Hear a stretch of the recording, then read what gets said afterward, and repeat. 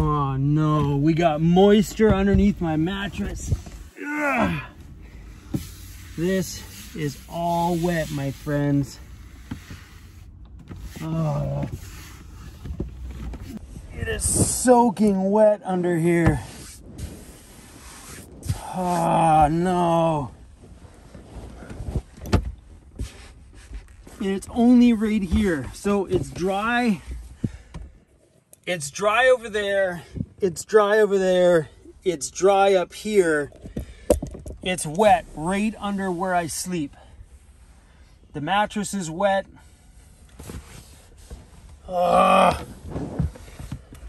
Those spots are not mold. So what I did is I went in there and I pulled these little pieces off just to show you guys. They're little just grease spots because my mattress has been pulled in and out of my van so much over the last year doing conversion work. So sometimes this made it on the pavement outside. Also, it just kind of made it onto people's driveways and stuff while I was working on the van. So these are actually just grease, not mold. So let's check out in between here. So I have 2 layers of foam, memory foam and regular foam. Normally the memory foam's on the top in the summer, but I don't do that in the winter because this gets really hard in the cold. Let's feel inside here. Okay, so it's completely dry in the middle, no problems at all there. Some moisture is coming from the temperature difference between my mattress and the bed frame. Move the pillows.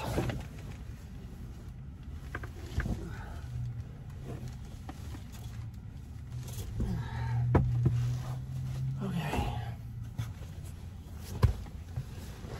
It's hard to tell, but if you look on here, look how wet this is on this side. It's completely wet. So I know the first thing a lot of you are thinking right now, Chrome, you should have holes all over your bed. So we live in a place here in Vancouver or the Vancouver area or anywhere on this side of Canada where our humidity is at 100% pretty much all winter long. Take a look outside right now. 99% humidity outside. It's super, super wet out here. So with the climate that I have, this is what I found. I found for the first 2 years of my van life, when I had a straight board all the way across, I had no moisture underneath my bed. Then when I started to screw little like 1-inch holes or 1/2-inch holes all over my bed frame, at that point, that was in middle of year number 2, I think. At that point, I started to get moisture underneath my bed. So as soon as you have your warm body and cold air, there's gonna be moisture between those 2 temperatures. So I think when you have holes all over your mattress, it's gonna allow more cold air up through, creating more moisture. That's just what I found from my own personal experience. Keep in mind, do what works best for you in your area, because your climates are gonna be a lot different than my climates here in the west coast of Canada. So, this is my fault though. All this moisture underneath here is 100% my fault. So I was on the phone with Overland Interiors and I was like, Andy, underneath my bed is wet. Andy's like, did you pee, bro? I'm like, no. Did you check, bro? Come on. So ever since my van turned into this pretty much rolling apartment, rolling condo, I stopped doing the things that I used to do. And this is 100% my fault because I haven't done this once this winter. See, before I used to always prop my mattress up, or take the mattress outside and let it dry and let all this air out.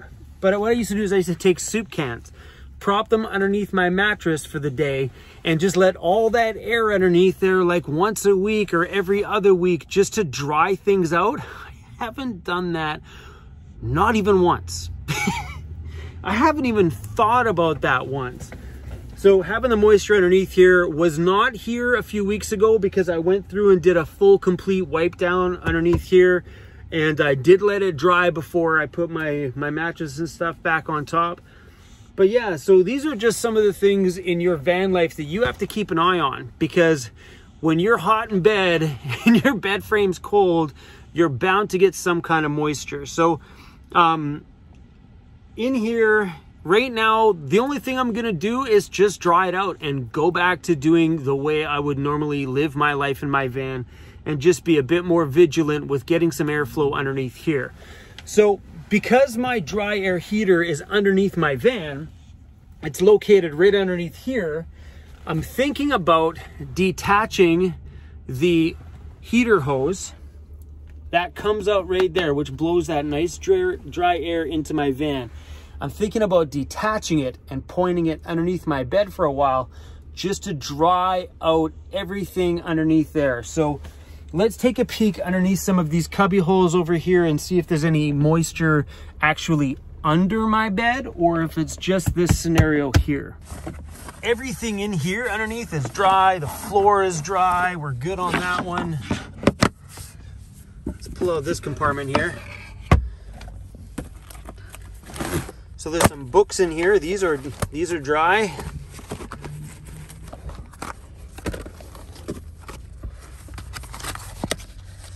Yeah, everything's dry.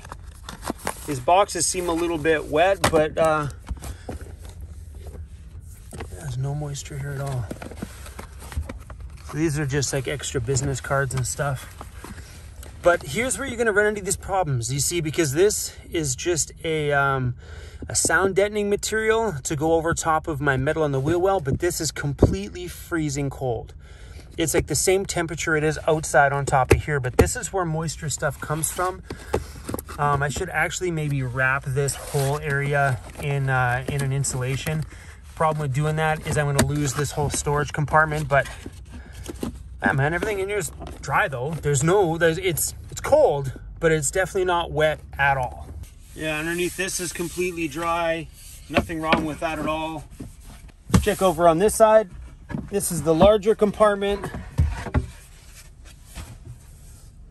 me grab a flashlight.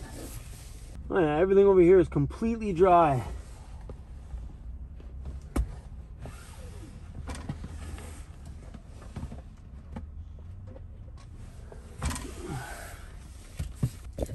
All right, so if you take a look in here, that's my Webasto heater.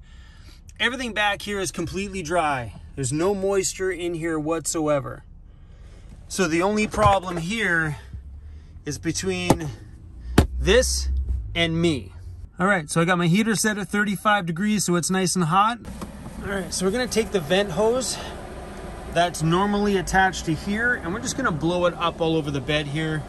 That way it just kind of gets the dry air to where it needs to be, dry all of this stuff out.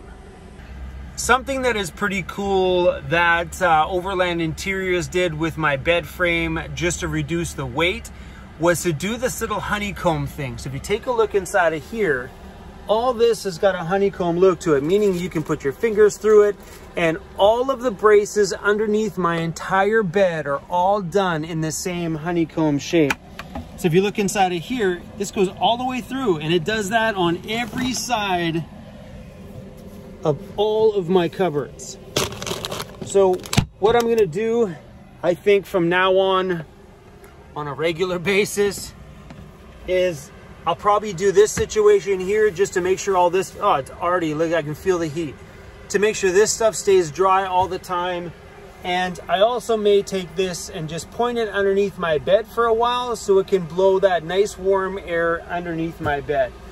Something that I might ponder too down the line, something I don't really feel like doing now, is maybe putting a T-junction on this so I can either have it running up here or have it run 50-50 underneath my bed and also out front, or just the ability to turn one on or the other on.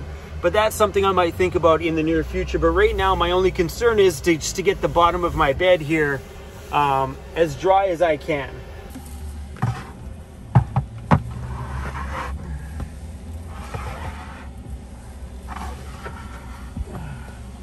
But that's how I used to do it. I used to go and put like 6 or 8 cans underneath my bed, just to keep it lifted. I did that once a week or so, and it would just kind of keep all this good and dry and allow moisture.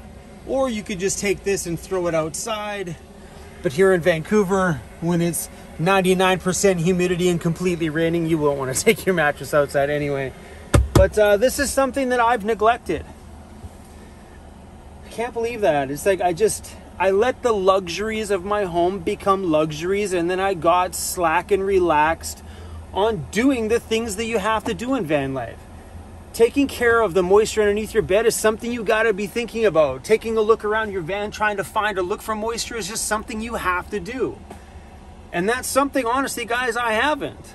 I've literally just been living in here like it's a damn apartment where you don't got to worry about any of that stuff. And I think it is because of the new dry air heater. I automatically had this thing in my mind saying dry air means no moisture. Well, apparently apparently it's not like that. But if you think about it, guys, I'm living my van life now over 3 years, and I am still learning on a daily basis. There's always things that seem to arise, because when you're living in a van, it's not like apartment life. Clearly, when I treated it like one, look what happened. We got moisture under my bed. Oh, this is drying out super quick. That's amazing.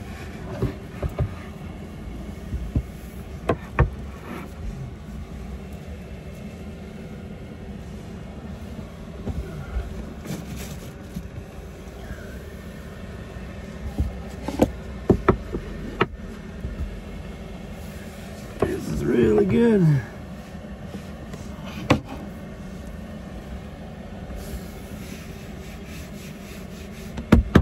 Man, having a dry air heat source in your van it just feels so much better in here, and amazing for situations like this. Like, there would be no way to dry this out properly if I had my propane heater, because all that's doing is just pumping more moisture into the van. So before, when I did this, I would prop this up, crank on my van heater, and just let my van run for an hour to get this van cooking warm to dry everything out. It's so nice now to be able to just turn on my Webasto heater that's tapped into my van's gasoline tank and just dry it all out. This is great. If I don't do that two-way valve to be able to do this, I might just go buy an extension to this hose, so if I ever need to just move some dry air over there, I can actually extend the hose out. I've got tons of extra space underneath here that I can do it. I can keep an extra additional extension to my hose, but yeah, because you never know, when I spill something in a back corner container, like one of my back corner units, and I need to dry out the wood, just snap it to here, go to the back, and bada boom, dry it right out. Oh, I can't believe this, man. So I'm probably gonna let the heater run on here for maybe a few more hours and just dry it all out. The main reason why I messaged Overland Interiors is because I want to get a board that fits in this hole here. When I was there getting this stuff built, Andy was like, hey, let's get a cover on that thing. I'm like, don't worry about it, because this sub is about the height that I need. So I really, what's the point of cutting an extra board? I'm like, bro, don't even worry about it. And now that I'm here, I really wished I would have just let him do his thing and made a cover for that, because I want to get rid of my subwoofer. I have a friend of mine who's interested in buying this sub from me. So I originally, that's what that is. If you're wondering, that is an 8-inch subwoofer. That's the match for those studio speakers I have in my van. But what I found is, it's a little overkill for 70 square feet. And me being a DJ, I've always been that person where it's like, well, let's go big or go home. Overland Interiors is gonna make me a little cover for this, and he's gonna ship it out to me. But that frees up so much more storage space. So if we can get a cover on there, huh? Think about this, we get a cover on there. Now we've got that little hole in the front where the port is on the subwoofer. That's now gonna be a storage cubby. I can put my towels in there, or maybe Cruz's dog treats. No, we won't do that, because Cruz will get his head stuck in that hole. But that's why I messaged Andy, and I'm kind of glad I did. Because honestly, if I would have kept going the way I have been going and not looking underneath my bed, and if this went on another month before I even flipped this up to take a look, we could have had like a mold problem. So if you were living in a vehicle, I wouldn't go so freaking crazy at the beginning and watch all these YouTube videos that say you need to use anti-mold paint, you need to do 300 holes in your mattress. I personally think doing a solid board mattress in our climate out here just works, but that's only been my own personal experience. Some people out there say that you need to have holes, and maybe they put holes in theirs and they didn't have a problem, so that's their answer. My suggestion is just go out and experiment and find out what's right for you, because that's how I found out that having too many holes in your mattress lets up too much cold air, which causes moisture. Anyway, just air your mattress out. That's the answer. Soup cans and ventilation. You guys, I'm gonna let you go. I think Joseph messaged me. Maybe we're gonna go for a beer or something. That'll make me feel better about all this stuff. Such a bad van owner. Hey you guys, so I found this product online here. It's called Hypervent.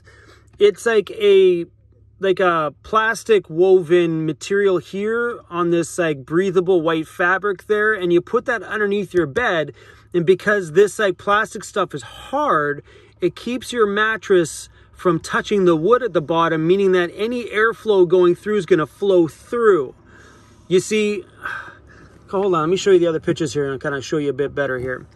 So there you go. So right now, this is my situation. You have a cold surface, which is the bottom, then my heat here hitting the cold surface, creating the moisture trap here. So by using this product, because it's hard, it keeps the mattress up off the cold surface, allowing airflow and breathability in between, cutting down or hopefully cutting out any condensation or moisture being trapped underneath your mattress. So let's check out the price of this stuff. So it's 3/4 of an inch thick. I'm probably gonna need 54 inches by 78. So you're looking at like $219 for the piece that I would need for mine. And I will have to cut it down a little bit because my bed is 4 feet by 6 feet, but the smaller size version below that one is not wide enough. So I'd have to go with this one right there. So when you're taking on a project like this to fight back on any kind of like a moisture problem you're having, the best time to do it is the very second it happens. Because if the weather changes at all in the next couple of weeks or a month, and I take on this project at that time, you never know if what you did worked.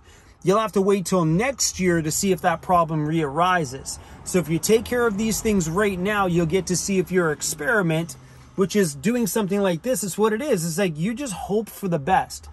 So last year I had a bit of a moisture problem inside of my van, or maybe it was the year before. And I was actually on this website here looking at the Hypervent stuff. So these guys are called the Foam Zone. They're from Victoria, BC on Vancouver Island. You can buy this stuff pretty much at like marine shops all over the place. It's a very common product in the marine industry. And you know, you figure if it's on a boat where it's always moist and it's got a big reputation for it, then it's got to work inside of a van too. So you don't hear about this stuff very often in the van community because it is kind of expensive. So if you look at it, we're looking at like, including taxes, comes to $289 Canadian, plus that's including the shipping too as well, $289 Canadian, which is very pricey. And when I was looking this up the other year, I was in a really bad financial position at the time, and to spend that kind of money, just there's no freaking way. So this year, I'm going to take the jump and do it. And I just talked to the lady on the phone. We sent through the purchase, and she's going to call me back to make sure my credit card and everything went through. I tried to order through the website, and something came up with PayPal. Maybe it was a problem on my end. I don't know, but it just, the PayPal link didn't work. So yeah, I gave them a phone call. And she said she's going to have this product out to me as soon as she can. Hopefully in the next like 3 or 4 business days would be pretty damn awesome, so I can get this underneath my bed and let you guys know if this Hypervent stuff really works.